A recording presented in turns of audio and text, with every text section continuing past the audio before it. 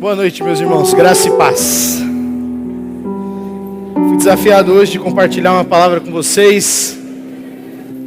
E se vocês me permitirem, eu gostaria de aproveitar esse momento do louvor, essa verdade que nós cantamos, e já ir para a palavra, pode ser? Estão comigo? Hoje nós estamos no nosso encontro de amigos, um encontro especial. Se você está aqui pela primeira vez, seja muito bem-vindo, pois nós vamos reconhecer você, dar um presentinho para você. Mas se eu puder ter alguns minutos da sua atenção agora, eu tenho uma palavra no meu coração, bem simples, que eu queria entregar nessa noite. Eu não fiz slides, eu quero só ler alguns textos com vocês. Então eu queria que você prestasse atenção, ficasse conectado aí o máximo que você conseguir. Porque hoje eu quero compartilhar com vocês da beleza que existe em ser amigo de Deus. O pastor Ademar de Campos tem uma música que ele fala: não existe nada melhor. Quem conhece a música? Não existe nada melhor, completa comigo, do que ser amigo de Deus. Caminhar seguro na luz. Desfrutar, repete comigo, desfrutar. Desfrutar do seu amor.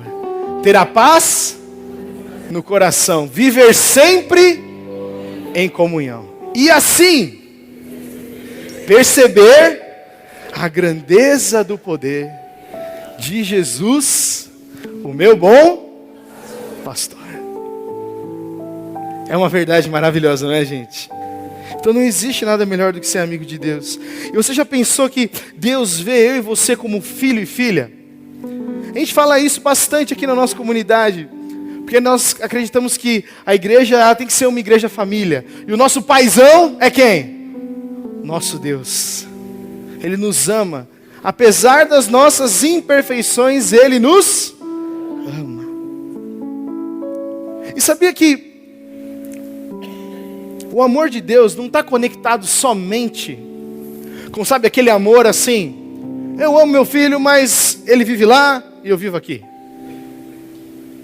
Porque às vezes pode ter sido talvez o histórico da nossa casa.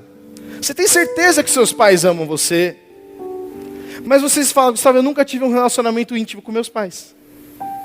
Às vezes de conversar, de abrir o coração, de receber um abraço. Tem várias realidades que podem ter acontecido na nossa casa. Mas a gente tem que lembrar que quando Deus está falando que Ele é o nosso Pai, Ele também está dizendo que Ele quer ter um relacionamento comigo e com você. Você pode repetir comigo isso? Relacionamento? Relacionamento. Ele quer ter uma verdadeira amizade. O Arnaldo falou na semana passada que a intimidade com Deus nos traz uma autoridade, gente, que não está prevista. Que não existe nesse mundo a autoridade que Deus nos dá quando nós somos íntimos dEle. E eu queria continuar um pouco dentro desse raciocínio, porque muitas vezes, um breve testemunho, eu tive muita dificuldade de aceitar isso. Eu sabia que Deus me amava. Eu sabia que as misericórdias dele se renovavam a cada manhã. Mas sabe aquele negócio que você sabe que Deus te ama, mas você não sente? Alguém já passou por isso já? A pessoa fala: olha, não, eu amo você, mas ela nunca olhou no seu olho e falou isso ao vivo. A gente cuida de jovens, né? E hoje tem muito jovem que chaveca pelo WhatsApp e faz altas declarações de amor para WhatsApp. Quando chega ao vivo, meu Deus, não consegue trocar 3 palavras. Porque intimidade, nenhum meio de comunicação substitui a intimidade de olhar nos olhos. Nada substitui um relacionamento íntimo pessoal. E como é que nós podemos olhar nos olhos de Deus? É através da sua palavra. É através da vida de oração. É através de uma vida em comunidade, como nós estamos aqui hoje. Faz sentido isso para você? Porque a intimidade, ela é mais do que palavras. A intimidade é relacionamento. A intimidade é conhecer o coração. Então, sabe, tem um entendimento às vezes que passa no nosso mundo, de que Deus, Ele meio que criou a gente e largou a gente na terra. Às vezes a gente pensa: poxa, Deus parece que me abandonou. Tem certas coisas acontecendo na minha vida que parece que, olha, eu duvido que Deus existe. Isso não importa se você está aqui pela primeira vez ou se você é crente há 52 anos. A falta de intimidade faz a gente questionar coisas que a gente nunca devia ter questionado. Um marido que começa a ter falta de intimidade com a sua esposa, em algum dos dois começa a vir as mentirinhas, né? Começa a vir ideias falsas. Que todo relacionamento que não tem intimidade abre brecha para mentira. Todo relacionamento que não tem intimidade abre brecha para mentira. É ou não é? Pai e filho, irmãos, marido e mulher, sócio da sua empresa, funcionário, patrão. Tudo que fica meio nublado gera dúvida para uma mentira, gera espaço para uma mentira. Mas Deus, Ele criou a gente para ter um relacionamento tanto de amizade como de admiração. Pensa aí no seu melhor amigo. Com ele você pode ser 100% você, não pode? Tem umas piadas que se eu pedisse agora para você contar uma piada, você pensaria 1 milhão de vezes, ficaria assim, não, mas essa piada não pode ser tão boa porque eu estou numa igreja. E você ia ficar todo assim, mas se você estivesse com o seu melhor amigo, você ia soltar sem nem pensar, você ia largar assim, ups. Essa intimidade que a gente tem com melhores amigos, deveria ser o padrão de que nós deveríamos ter com o nosso Deus. Você pensa alto com Deus? Ou muitas vezes nosso momento de oração é só petição, petição. Pensa algo com Deus, pensar alto com Deus é muito bom. Fala, Deus, eu estou pensando isso aqui, eu devo ir por esse caminho hoje para o trabalho? Eu devo fazer essa viagem? Eu devo investir esse dinheiro aqui? Pensar alto com Deus, porque o Espírito Santo, Ele é o nosso amigo. O Espírito Santo não é uma energia que bate e se sente um ventinho. O Espírito Santo é o nosso amigo. E por ser amigo, nós deveríamos ter total liberdade de pensar alto, de conversar, de se expressar. Porque sabe, gente, toda amizade verdadeira traz à tona a nossa verdadeira identidade. Eu vou repetir de novo. Toda amizade verdadeira traz à tona a minha e a sua verdadeira identidade. Toda vez que você está com uma pessoa que é 100% seu amigo, você demonstra realmente quem você é. Faz sentido ou não? Fala de novo. Quando nós temos uma verdadeira amizade, quando nós estamos num relacionamento com os nossos verdadeiros amigos, a nossa identidade vem à tona. Quem nós somos aparece. Por isso que às vezes a gente fica com aquela sensação de que na igreja nós somos uma coisa e fora da igreja nós somos outra. Eu quero dizer para você que isso é só uma sensação, porque Deus olha para mim e para você como se nós fôssemos apenas uma pessoa. Ele não olha para o Gustavo do mundo e o Gustavo da igreja, porque não existe, só existe um Gustavo. Às vezes a gente se engana para justificar certas coisas no nosso coração. Mas Deus, quando olha para mim e para você, Ele vê um filho, uma filha amado, que Ele quer ter relacionamento. Amém, gente?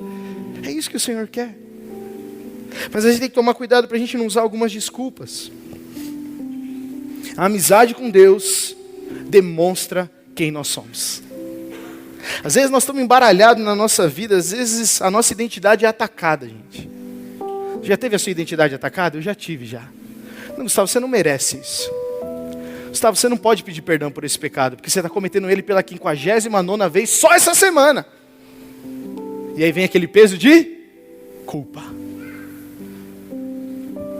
Acho melhor, acho que ninguém vai entender isso que eu estou passando. E aí começa a brotar novamente as mentiras. Mas a Bíblia fala que ainda a palavra não nos chegou à boca e o Senhor já conhece. Isso é amigo. Amigo olhar no olho e falar, não está tudo certo. Você tem algum amigo, alguma amiga assim? Que sabe, olha no olho e fala, essa roupa que você vestiu mostra que seu coração não está legal. É ou não é? Tem gente assim. Só que nós estamos vivendo num mundo cada vez mais desconectado. Isso não fortalece a nossa experiência com Deus. Porque sabe, Deus ele continua o mesmo ontem, hoje e para sempre, diz a palavra. Mas a gente muda, não muda? Muda. Mas não é porque a gente muda que Deus muda, meus irmãos. Ele permanece o mesmo com esse ousado amor. Ele permanece o mesmo, pronto para chegar até a gente. Mas o que eu quero antes da gente entrar no texto, eu vou ler apenas 3 textos com você, bem curtos. Estou estendendo um pouco mais essa introdução. Porque sabe, eu acho que tem uma coisa que afeta muito o nosso relacionamento com Deus, que é um problema. É que a gente não sabe ganhar presente. Deixa eu fazer uma pergunta. Você já recebeu um presente que era muito inesperado, muito bom? Quando você pegou, você ficou constrangido? Alguém já? Legal interagir, eu pergunto, você fala, eu também, assim. Já ganhou um presente assim, que você ficou meio assustado, você falou, como que eu vou dar outro? É a primeira coisa que passa na sua cabeça. Não é aceitar, você aceita e fala, meu Deus, quanto custou, quanto que eu vou ter que dar outro, meu Deus, quanto é o aniversário dele. Porque a gente não sabe ganhar presente. Se a gente não sabe ganhar presente uns dos outros, imagina ganhar um presente de Deus. Imagina, como é que é? Como é que você dá um presente para Deus, Ronaldo? Não tem como. Oferenda não vira presente para Deus, sabia disso? Graças a Deus, né, gente? Não tem como pagar a Deus. E sabe, eu já sofri muito com isso já, de ficar muito constrangido. Porque ganhar um presente que eu falo, mano, eu não merecia. Às vezes a gente ganha uns presentes ruins, né? Que você fala, legal, obrigado. Cadê a nota para eu trocar? Mas quando é presente bom e inesperado, e deixa eu dizer, quando o presente é caro, né? Esqueci a etiqueta lá com o preço. Meu, por que essa pessoa me deu um presente desse valor? A gente foi ensinado que quanto mais caro o presente, melhor ele é. Então quando eu namorava com a Mar, eu dava uns presentes caros. Mas depois que a gente casou, brincadeira. Virou carne, arroz, né, amor? Virou essas coisas. Quando a gente está apaixonado, a gente não vê certos limites para poder comprar alguma coisa. E sabe, Deus ele continua apaixonado pela gente. A nossa paixão às vezes passa, não passa? Aí tem umas mulheres cutucando os maridos assim agora. Calma, gente, calma. Não é o tema de hoje. Mas volta aqui comigo. Temos dificuldade ou não de receber presente bom? A gente não está acostumado a receber elogio. Se alguém chegar hoje e você falar, nossa, que blusa bonita, você fala, paguei R$10, foi tão legal, paguei ali, né? A gente sempre se menospreza, não é verdade? Parece que a gente não pode desfrutar. Parece que a gente não pode desfrutar. Porque tudo você tem que fazer por merecer. E a graça, gente, a graça, a definição de graça é favor e merecido. É um presente que ninguém merecia. E como eu falei para você, às vezes a gente tem essa dificuldade. Eu quero ler uma história com você. Você vai abrir comigo em Lucas 10:38. Há uma história conhecida de Maria e Marta. O texto vai estar aqui também, mas eu recomendo você abrir a sua Bíblia aí, grifar aí, que a sua Bíblia tem um negócio diferente quando você abre ela aí, você vai ver. Eu queria que você lesse esse texto comigo, porque isso mostra, muitas vezes, demonstra a dificuldade que nós temos, às vezes, de receber presente. Não é uma história literalmente sobre presente. Podia contar, tem histórias na Bíblia sobre presente, os 3 reis magos e tantas outras coisas. Mas eu quero ilustrar, através desse texto, o nosso coração humano. O nosso comportamento diante de algumas situações. Olha o que diz o texto. Caminhando Jesus e os seus discípulos chegaram a um povoado, onde certa mulher chamada Marta o recebeu em sua casa. Maria, sua irmã, ficou sentada aos pés do Senhor, ouvindo a sua palavra. Marta, porém, estava ocupada com muito serviço. E aproximando-se dele, perguntou: Senhor, não te importas que a minha irmã tenha me deixado sozinha com o serviço? Diz-lhe que me ajude. Respondeu o Senhor: Marta, Marta. Imagina um sorrisinho no rosto de Jesus assim. Você está preocupada e inquieta com muitas coisas. Todavia, apenas uma é necessária. Maria escolheu a boa parte, e esta não lhe será tirada. Marta devia ter saído daquela, ó. Ah, é, Jesus? Então tá bom. Vai comer esse sanduíche que eu vou te fazer, você vai ver só. Porque a nossa relação humana diante de Deus, muitas vezes é o serviço, e não a presença. A gente ganha um presente tão grande de Deus, que foi Jesus morrer na cruz por mim e por você, que a gente pensa agora que a gente tem que pagar isso de volta.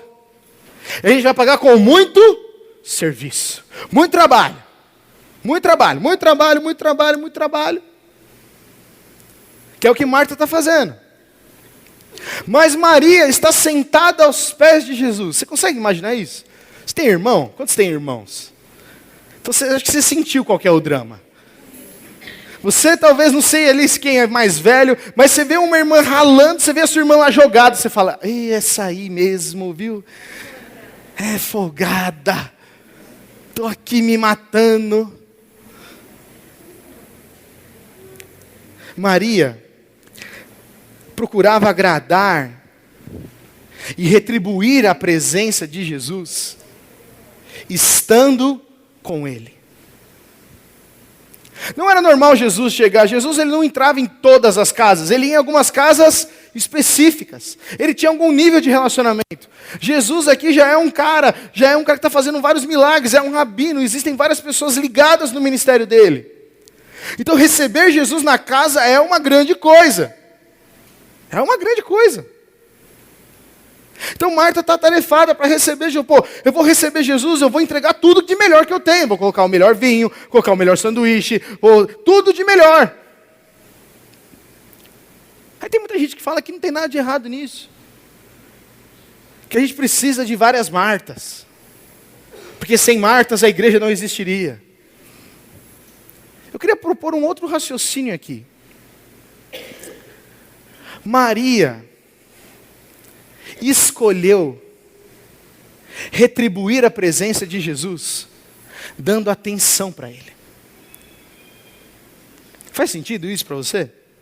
Porque Marta, ela tentava retribuir a presença de Jesus através do quê? Do serviço. Mas sabe, Marta estava fazendo um sanduíche que Jesus não pediu. O texto diz que Jesus chegou e falou: eu gostaria de algumas coisas, aqui está aqui o menu, faça para mim. Não. E mais às vezes nós nos aproximamos do Senhor, mais preocupados com o que nós podemos fazer por Ele. E eu quero dizer, meu irmão, não tem nada que a gente possa fazer para Deus amar mais ou menos você. Eu vou falar de novo, porque eu acho que você não acreditou. Não há nada que eu e você possamos fazer para Deus nos amar mais ou deixar de nos amar. Essa frase é importante, porque muda como a gente pensa. Ou a gente pensa como Marta, ou a gente pensa como Maria. Ou nós queremos estar na presença de Deus, de Jesus, porque Ele está ali, ou nós queremos fazer para mostrar: ó, eu mereço que o Senhor esteja na minha vida. Eu mereço ter as minhas orações respondidas, porque eu estou aqui, ó, sendo uma boa pessoa. Não vou falar nem de servir na igreja, então vou falar de ser uma boa pessoa. Não mato, não minto, só às vezes. De 10, eu acerto 8. Eu sou uma boa pessoa.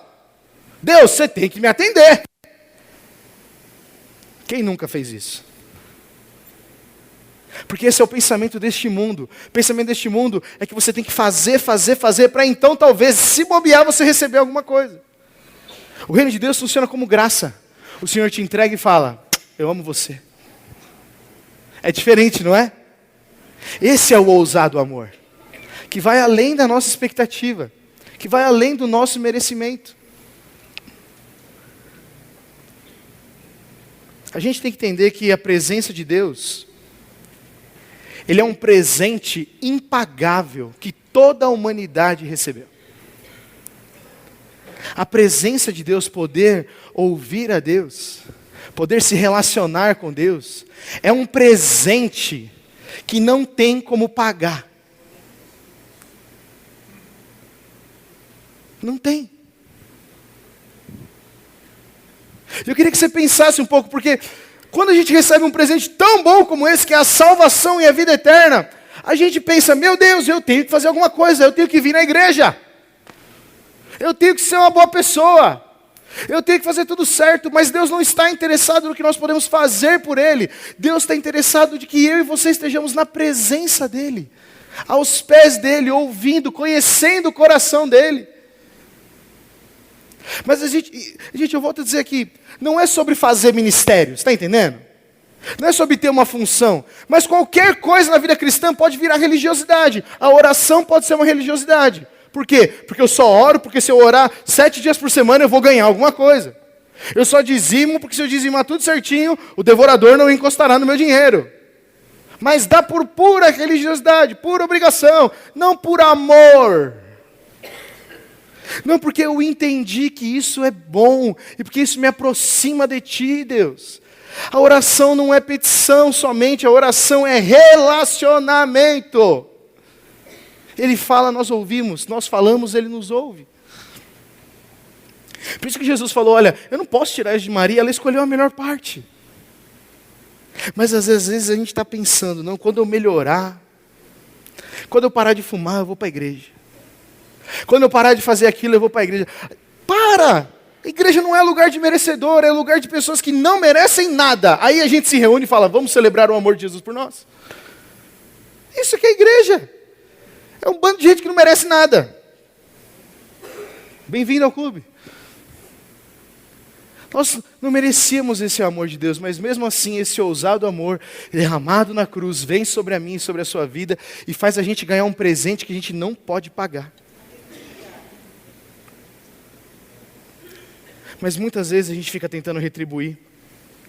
A gente começa a fazer coisa para ser notado. A gente coloca barreiras na nossa própria mente que Deus nunca colocou. Não, porque eu vou esperar mais alguns anos de crente para poder então abrir minha casa para ser uma célula. Para, quem disse isso? Não, eu tô chegando agora, então esse negócio de discipulado acho que não é para mim, eu vou esperar mais um pouco para ver se a pessoa é de confiança. Você vai esperar sentado, o tempo vai passar e a sua maturidade vai ficar estagnada. Toda vez que eu e você tomamos uma decisão, nós estamos dando um passo de maturidade. Ficar cozinhando, esperando um dia, vir um anjo do céu e falar alguma coisa. A gente, querendo ou não, nessa expectativa, estamos sendo igual Marta. Se eu fizer tudo certo, Deus vai se revelar a mim de uma maneira maravilhosamente incrível, então minha vida começa. Não tem. A Bíblia só trabalha com os improváveis. Pessoas que estavam jogadas, que estavam perdidas, estavam desamparadas. Deus chega e fala, vem cá Moisés, vou te fazer o libertador do meu povo. Ixi. Abraão, sai da tua parentela. Raabe, mesmo sendo prostituta, eu vou usar você. Deus não olha o que fazemos, Deus olha o coração. Então deixa eu te dizer uma coisa muito importante. A sua função não é mais importante de quem você é. O que você faz para Deus não é muito importante, a não ser que você esteja nos pés dEle. Eu e você precisamos entender isso e mudar o nosso paradigma. Eu invisto mais tempo estando aos pés do Senhor, porque Ele quer me conhecer, porque a gente foi desenhado para o relacionamento. Agora eu quero descrever para você o que você e eu ganhamos. Porque hoje nós estamos num encontro de amigos, talvez você esteja aqui na nossa comunidade pela primeira vez. Eu quero descrever talvez o presente. Não, talvez não, eu vou descrever o presente que eu e você ganhamos. A Bíblia fala lá no Gênesis que Deus criou o homem à sua imagem e semelhança. Quantos já ouviram falar de Adão? Nosso amigão Adão. Adão foi criado à imagem e semelhança de Deus, como o Arnaldo disse, com autoridade, com capacidade de governar, de multiplicar, de frutificar. Deus tinha relacionamento. Todo dia, no entardecer, o Senhor andava com ele. Andava não para dar instrução, mas para compartilhar o coração. E o Senhor está lá andando com ele, e aí entra o pecado. Numa brecha do relacionamento, quando Deus não estava, porque a Eva estava com Deus perto dela? Não, estava sozinha, vem a serpente, a engana. Essa é uma metáfora bem clara. Quando nós estamos longe de Deus, nós começamos a ouvir outras coisas. Faz sentido? Sim. Então, Eva come do fruto, dá para Adão, Adão come do fruto, e neste momento, quando acontece o pecado, o relacionamento é quebrado. Presta atenção, isso é muito importante, sabe? Pecado, a tradução da palavra pecado é errar o alvo. O alvo de Adão e Eva, que estava em Deus, agora virou o alvo na nudez deles. O alvo saiu de Deus para as coisas do corpo deles, deste mundo, e neste momento o relacionamento rompe. Com o relacionamento rompido, a Bíblia fala que Adão ouve os passos de Deus, e fala, eu ouvi os seus passos e fiquei com medo de ti. Falta de relacionamento gera medo. Parece que se a gente se aproximar de Deus, Ele vai vir e vai jogar o pecado na nossa cara. Pá! Eu vi o que você fez no verão passado. Eu vi o que você fez aquele dia sozinho nessa casa. Deus não faz isso. O acusador é o diabo, é outra pessoa. Mas porque a gente se sente condenado e culpado, a gente pensa que Deus faz isso. Eu ainda estou descrevendo o presente, tá, gente? Presta atenção. Quando vem o pecado, ele rompe. Mas aí, ao longo da história nós vemos os profetas, nós vemos o Antigo Testamento, todo mundo falando, vai chegar o Messias, vai vir Jesus Cristo, vai vir o Filho de Deus, e Ele vai reconciliar, repete isso comigo, reconciliar. Mais uma vez, reconciliar. O que estava rompido, Ele vai conectar de novo. E todo mundo na expectativa, beleza, quando esse Jesus chega? Aí passa o profeta, não chega, passa outro, e o povo daqui a pouco não acredita mais. Então veja João Batista. Ó, tudo isso eu estou descrevendo no presente, tá? É a carta que vem antes, o cartão antes de você abrir o presente, é essa história que está escrita. João Batista chega e fala assim, necessário vos é nascer de novo, se arrependam. João Batista fala assim, olha, por causa do pecado, todo mundo nasce com um relacionamento quebrado com Deus. Mas eu sou uma boa pessoa, relacionamento quebrado. Mas eu fiz tudo certo, relacionamento quebrado. Eu nasci em berço evangélico, relacionamento quebrado. Toda a raça humana, por causa de Adão e Eva, nascem com um relacionamento quebrado. Então Jesus, quando Ele vem, Ele nasce de uma virgem. E quando Ele nasce, Ele vive uma vida sem pecado. Repete comigo, sem pecado. Sem pecado. Isso faz Jesus ser totalmente diferente de nós. Ele é 100% Deus? Sim. Mas Ele também é 100% homem. E mesmo com as pressões deste mundo, Ele falou, eu não vou me contaminar com essas coisas. Talvez se a gente conhecesse alguém hoje que fizesse isso, a gente falasse, esse cara é maluco. Como pensavam que João Batista era. E aí o que acontece? Que Jesus vem, morre na cruz por nós. E o que significa Jesus morrer na cruz por nós? Porque a gente às vezes cresceu numa cultura evangélica, católica. E eu queria mostrar para vocês algo. Chama-se doutrina da salvação. O nome parece ser meio doutrina. Ai meu Deus, vai dar um nó na minha cabeça. Não vai, ó, é simples. O salário do pecado é a... Ah, legal. Deus, então, Presta atenção. Deus é um Deus santo e justo, Ele está aqui, certo? E nós, todos nós, cada um de nós, estamos aqui, sem relacionamento, separados de Deus. Por causa do nosso pecado, a única solução para a gente, destino, era a morte eterna, longe de Deus. Mas Deus nunca quis isso, porque senão Deus teria criado Adão e não teria andado com ele no jardim. Teria criado Adão e falado: Adão, se vira, falou. Ele não fez isso. Jesus, santo, puro. Jesus, ele é um justo. Quando ele é pregado na cruz, todos os nossos pecados, os pecados da humanidade, não é só o meu e o seu, é da humanidade. Inclusive talvez o seu, de você que está aqui chegando pela primeira vez, o meu e o seu, e de todas as pessoas que estão aqui na nossa cidade, no mundo, todos os pecados foram postos sobre ele. E a ira de Deus, porque o salário do pecado é o quê, gente? A morte. Por isso que Jesus teve que morrer, porque ele recebeu todo o pecado e falou: eu preciso dar o salário. O pagamento do nosso pecado foi posto em Jesus. E porque ele não tinha pecado e assumiu o nosso, ele ressuscita no terceiro dia. Vocês estão comigo, gente? Ele ressuscita no terceiro dia. Por quê? Porque ele foi julgado injustamente e Deus não suporta injustiça.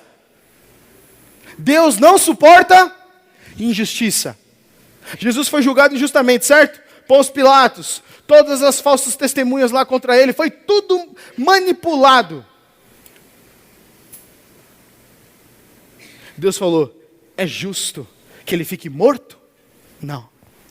Ao terceiro dia, Jesus ressuscita, com todos os pecados zerados, todos os salários pagos, zerado. Gustavo, o que eu tenho a ver com isso? Sabe o que tem a ver, gente? Que quando Jesus ressuscita, Ele nos traz um presente. Quando Ele ressuscita dos mortos, Ele fala: ninguém mais vai morrer a morte eterna por causa de um pecado. Porque eu sou a ponte de conexão com Deus de novo. Faz sentido, gente? Porque a gente, pelo nosso esforço, a gente nunca poderia nos reconectar com Deus. Porque a gente acabou de falar, certo? Que esforço que a gente pode repagar a Deus? Não existe isso, a gente não tem como pagar a Deus. Pelo nosso esforço, a gente nunca conseguiria nos conectar com Deus de novo. Deus enviou a lei e nenhum homem conseguiu viver pela lei. Então Ele falou: eu vou enviar o meu filho, e o meu filho vai não só viver a lei completamente, mas como também vai dar um exemplo do que é uma vida poderosa. E por isso eu vou reconectar. E Jesus então nos reconecta. E o que a gente teve que fazer para isso? Nada. Repete comigo isso. Nada.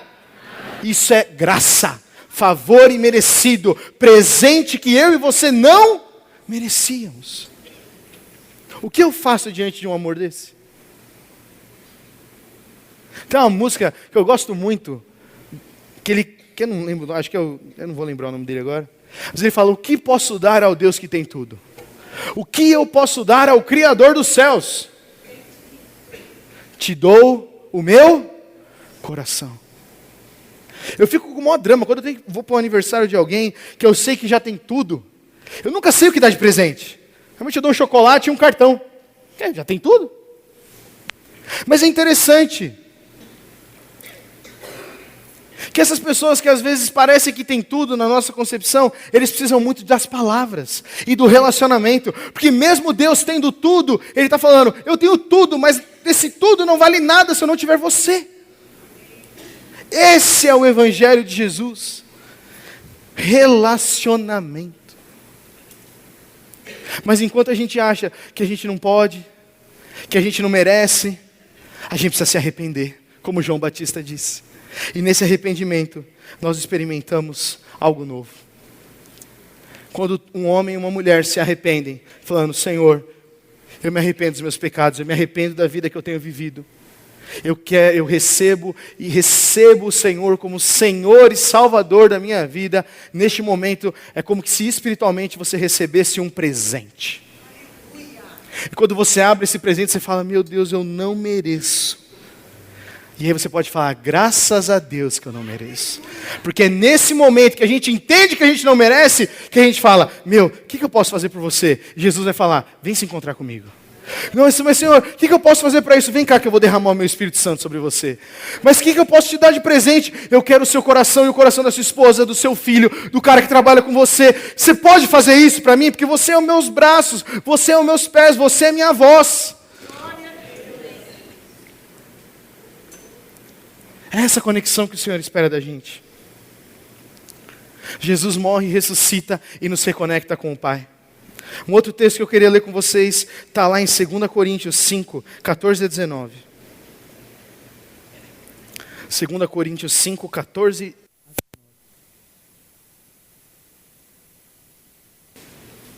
Lembra que a gente falou de um presente que constrange a gente? Olha o que diz a Bíblia.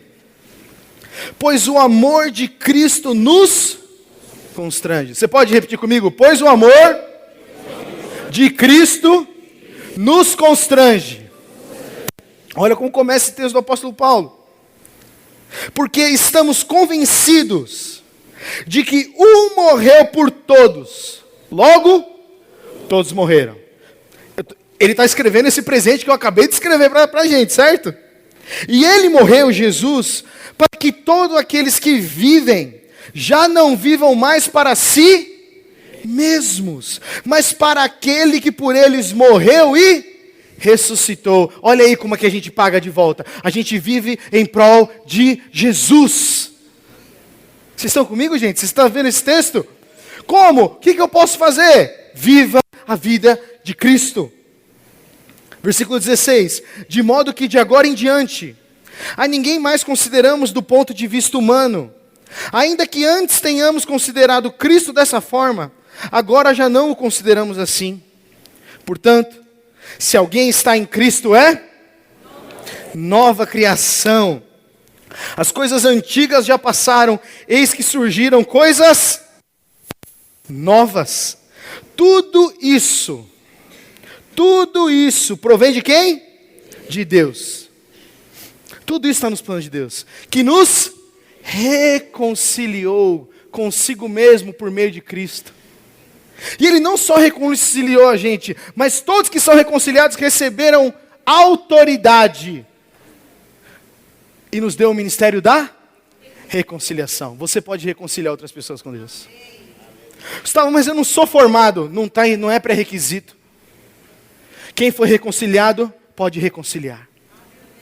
É uma questão de identidade, falar, eu aceito isso. Eu sou nova criação, as coisas velhas se passaram, eis que tudo se fez novo, porque o novo nascimento é o início da vida cristã. O novo nascimento não é o objetivo, o novo nascimento é o início da vida cristã. Eu nasci de novo, sou cheio do Espírito Santo, para quê? Para reconciliar as pessoas com Deus. A continuação do texto. Ou seja, versículo 19, que Deus, em Cristo, estava reconciliando consigo o mundo. É só a comunidade da graça em Atibaia? Não. É só quem é crente? Não. Ele está reconciliando os não crentes?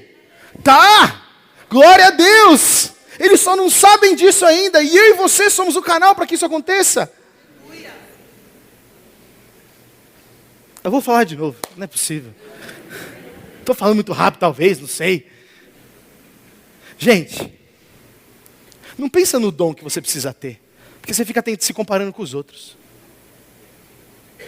Se importe em estar nos pés de Jesus como Maria estava, porque a presença de Deus te dá e te lembra que você foi capacitado para reconciliar as pessoas. Sem relacionamento com Deus, a nossa identidade fica confusa, porque a gente não está com o nosso amigo. Identidade confusa, o que eu faço? Eu vou servir, eu vou pintar, eu vou fazer, tudo isso é maravilhoso, sirva mesmo a sua igreja, sirva mesmo as pessoas, mas a coisa mais importante é estar nos pés do Senhor, é conhecer Ele intimamente, porque quando você conhece a Deus, você vai olhar tanto para Ele, que Ele vai mostrar na face de Deus o seu próximo, porque amar a Deus de todo o coração e ao teu próximo como a ti mesmo, esse é um mandamento. Quando perguntaram para Jesus qual que é o maior mandamento, ele responde com 2. Jesus é ligeiro. Porque enquanto Jesus estava olhando para todo dia, ou no começo ou no final do dia, Jesus estava com o Pai. E por isso, quando ele olhava para as pessoas, ele realizava milagres, curas, maravilhas. Ele tinha a capacidade de ensinar, porque primeiro ele estava com o Pai. Primeiro ele estava com o Pai. Deus em Cristo estava reconciliando consigo o mundo, não levando em conta os pecados dos homens. Glória a Deus. E nos confiou a mensagem da reconciliação. A reconciliação não depende dos nossos pecados. Graças a Deus. A reconciliação é algo que a gente faz naturalmente quando nós estamos próximos de Deus.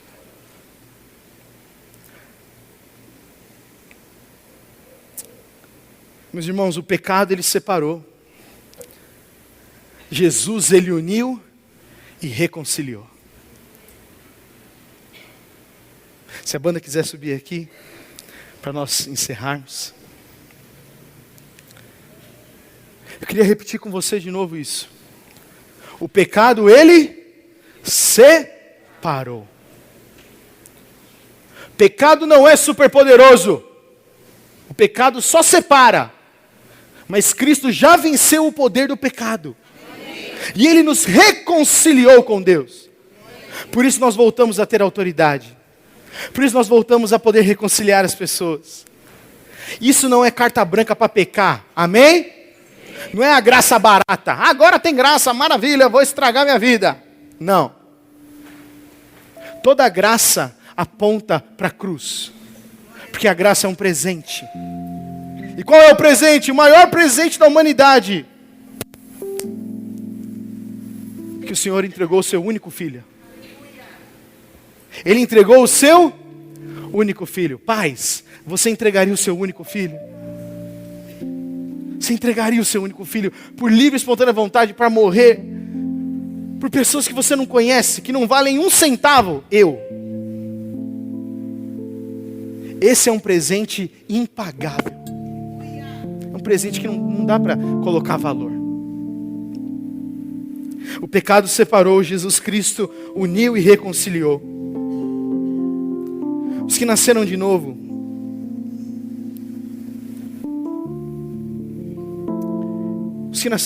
são criados com um novo padrão de excelência. Antes de Jesus, eu falei isso ontem nos jovens aqui. Antes de nós encontrarmos Jesus, nós tínhamos alguns hábitos, não tínhamos? Depois que a gente encontra Jesus, esses hábitos continuam? Não deveria. Mas se depois de conhecer Jesus, antes e depois de Cristo, os hábitos continuam, eu acho que a gente ainda não encontrou esse amor de Jesus, que nos constrange a ponto de falar: Pai, a minha vida pertence a Ti, e os meus desejos pertencem a Ti, e as minhas prioridades, e o meu cansaço, e a minha agenda, e os meus recursos, e os meus talentos, tudo pertence a Ti. Por que, Gustavo, Deus me deu esse presente? Porque você pode não acreditar, mas existe um inferno. Assim como também existe um céu. Glória a Deus. E há sim a vida eterna. Para de assistir filme. Filme que fala de reencarnação. Novela que fala de reencarnação. Isso é papo. Na Bíblia não existe esse negócio. Só temos uma vida. E essa vida tem que ser vivida, entregue a Jesus Cristo, porque Jesus já deu para mim e para você o quê? A vida eterna. João 17, versículo 1 a 3. Eu quero encerrar lendo esse texto com você. Pode colocar para mim, tá, por favor? João 17, uma das orações sacerdotais de Jesus. Depois de dizer isso, depois dessa oração, que está no capítulo 16... Jesus olhou para o céu, imagina a cena, Jesus olha para o céu, ele fala: Pai, intimidade, chegou a hora, glorifica o teu filho, para que o teu filho te glorifique, pois lhe deste a autoridade sobre toda a humanidade. Sobre toda a humanidade, de quem é a autoridade? De Jesus. Esse mundo pode jaz no maligno, como diz a palavra. Mas a autoridade que existe sobre a humanidade pertence a Jesus. Amém? Nós temos essa autoridade. Pois lhe deste autoridade, Deus deu autoridade a Jesus sobre toda a humanidade, para que conceda a vida eterna a todos os que lhe deste. Jesus concede, Ele dá vida eterna para todos aqueles. E o que é a vida eterna? Vida eterna não é rua de ouro, não. Vida eterna começa aqui, repete isso comigo. Vida eterna começa aqui. Esta é a vida eterna. Palavras de Jesus. Que te conheçam. Que eu e você, porque Ele está orando por nós, discípulos, que te conheçam. O único Deus verdadeiro. E a Jesus Cristo, a quem enviaste. Acabou. Acabou. Mas e os meus dons? Mas e os milagres? E todas essas coisas? Os sinais seguirão os que creem. Primeiro tem que crer. Primeiro tem que conhecer a Deus, conhecer a Jesus. E os sinais seguirão, é natural. Mas muitas vezes nós estamos querendo muito as bênçãos antes de conhecer o Deus das bênçãos. Tem uma música de uma banda americana que ele fala: nós não vamos ficar satisfeitos com qualquer coisa que é ordinária. Ordinária é uma coisa comum. Nós não vamos ficar satisfeitos. Não vou ficar satisfeito com uma vida cristã que não demonstra o poder de Deus. Não vou ficar satisfeito com uma vida cristã que é só para sobrevivência, para livrar do inferno. Meus irmãos, a vida cristã é isso aqui. É uma eternidade conhecendo a Deus e conhecendo a Jesus. É um compromisso de uma vida eterna. E uma vida eterna, porque sabe, quando a gente morrer nesse corpo, vai morrer. Amém? Eu fico feliz porque um dia eu vou morrer. Porque eu vou estar para sempre com Deus eternamente, podendo conhecê-lo face a face. Você tem esse prazer, você tem essa expectativa no seu coração. Então, se nós temos essa expectativa, tem que mudar os hábitos de hoje. Tem que mudar o que a gente faz hoje. Tem que mudar a nossa prioridade. Não dá para ficar saindo fazendo coisa para Jesus, fazendo coisa para construir a nossa Babel neste mundo. Temos que sentar aos pés de Jesus, como Maria fez. O que eu vou falar? Eu não acho que Maria foi preguiçosa naquele dia. Maria estava esperando a instrução de Jesus. Que ela falou: eu não vou sair fazendo sem primeiro o mestre me mandar. O que ele mandar eu vou obedecer. O que Ele mandar eu vou obedecer. Porque, gente, tem coisa que só a obediência libera sobre a nossa vida. Tem coisa que um louvor, uma música, uma ministração não libera como a obediência. Porque a obediência ativa primeiro e a gente colhe depois. A gente às vezes não entende porque a gente tem que obedecer certas coisas. Mas o Senhor está olhando e falando: olha, lá na frente, isso aqui que você está pagando o preço, já está tudo pronto. Por isso a gente não pode se satisfazer, gente, com qualquer coisa ordinária, sabe? Trocar a nossa santidade, nossa primogenitura por um prato de lentilhas, um prato de prazeres. Eu falo isso com muito amor e muito temor no meu coração. Nós precisamos ser mais Maria. Nós precisamos nos assentar aos pés de Jesus. Nós precisamos falar: Pai, eu recebo esse presente que o Senhor me deu, essa graça que eu não merecia. E a minha única resposta a este presente é te conhecer e prosseguir em te conhecer. Esse tem que ser o alvo da nossa vida, meus irmãos. Não porque vai ter algo em troca, mas porque a gente sabe o tamanho do presente que a gente recebeu. Quando eu penso nisso, toda vez que eu tomo a ceia, eu tenho um momento introspectivo tão forte com Deus. Porque eu tento, de alguma maneira, eu fecho meus olhos e falo: Pai,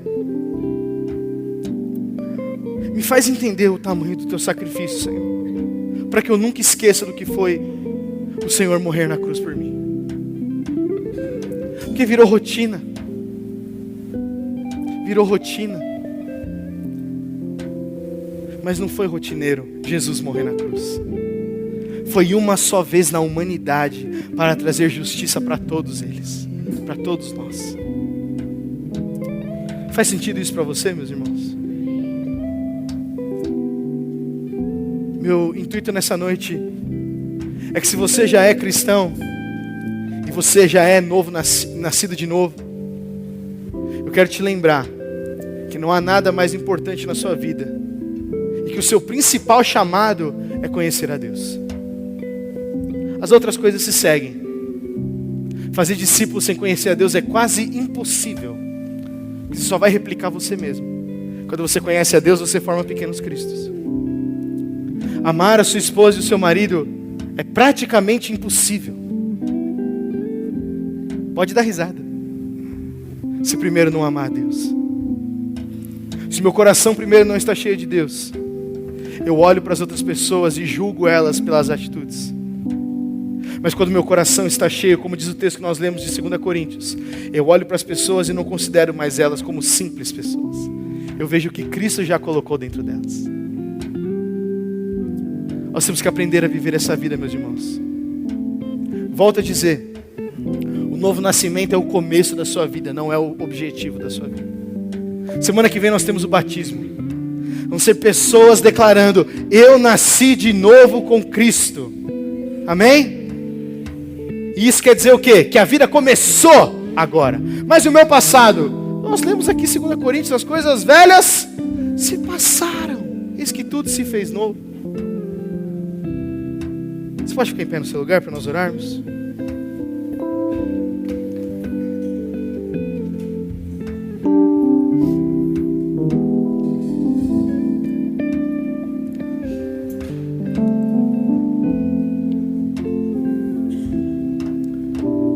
Quero fazer 2 orações nessa noite.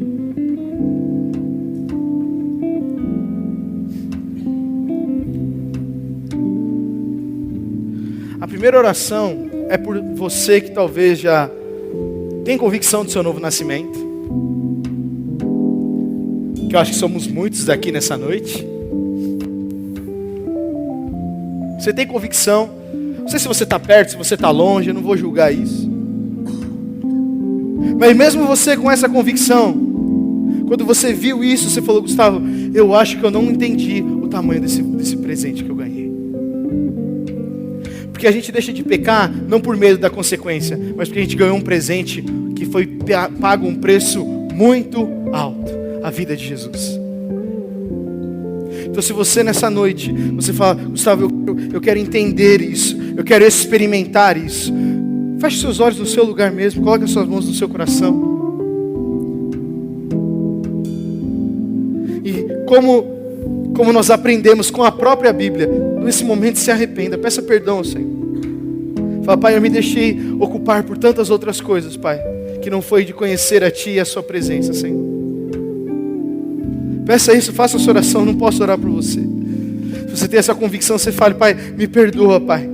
Me perdoa porque eu fiquei tão atarefado como Marta. Fiquei tão atarefado em fazer coisas da minha vida. Coisas que evangelizam. Que o meu ministério é na minha empresa. Meu ministério não sei o quê. E eu larguei mão disso. Eu larguei mão da Sua presença para me ocupar com essas coisas. Me perdoa, Senhor. Nos perdoa, Senhor Jesus. Nos perdoa, Pai, porque estamos cheios de muletas, cheios de funções, cheios de responsabilidades para justificar a nossa falta de vida próxima a Ti, Senhor. Nos perdoa por isso, Pai. Nós queremos viver uma vida como Maria viveu, Senhor. Naquele pequeno período, quando ela entendeu o que era estar na Sua presença, ela escolheu se ajoelhar. Ela escolheu investir todo o tempo que ela tinha na Sua presença, Pai, diante de Ti, aprendendo do Senhor. Obrigado, Pai, porque o Senhor nos enviou o Teu Espírito Santo. E hoje esse acesso que Maria teve nesse versículo, nesse capítulo de Lucas, Pai, hoje nós temos esse acesso todos os dias, Senhor. Obrigado por isso, Pai. Obrigado porque o véu foi rasgado e não há nada que nos separe do Teu amor, Senhor Jesus. Nada, nada, nada. Eu peço, Pai, que nessa noite, Pai, como nós oramos no início, quando nós cantamos essa música, que o Teu amor inunde o nosso coração, Pai.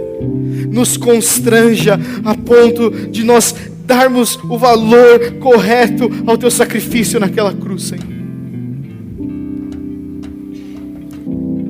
Nessa noite, Pai, nós nos lembramos daquilo que o Senhor fez por nós. Hoje não é um culto de ceia, Pai, mas mesmo assim nós nos lembramos daquilo que o Senhor fez por nós. E reconhecemos o tamanho do presente impagável que nós recebemos, Pai. Por causa disso, Senhor, nós queremos viver a nossa vida para Te conhecer.